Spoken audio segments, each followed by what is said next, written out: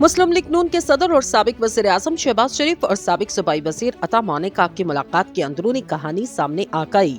अता मानिका और उनके बेटे हयात मानिका ने PP 193 पाकपतन से कागजात नामजदगी जमा करवाए। अता मानिका ने पार्टी सदर से इन्हें या बेटे को टिकट देने की बात की। 2018 में हयात मानिका इस हलके से इलेक्शन हार गए थे। वो बानी PTI की अहलिया बुशरा बीबी के दामाद भी हैं।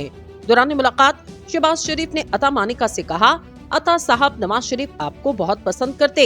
शहबाज शरीफ ने अता मानिका को इनके हलके का मामला नवाज शरीफ के सामने रखने का वादा किया। अता मानिका ने गुफ्तगू में कहा कि हलके के टिकट का मामला शहबाज शरीफ के सामने रखा। इन्होंने मजीद कहा, शहबाज शरीफ ने हमारा मामला नवाज शरीफ के सामने रखना है। इन्होंने कहा कि टिकट न मिलने की सूरत में मामला बाद में देखेंगे। दूसरी तरफ PP 193 से फारूक मानिका ने भी कागजात जमा करवा दिए। वो राना सनाउल्लाह के साथ प्रेस कॉन्फ्रेंस में नून लीग में शमूलियत का ऐलान कर चुके हैं।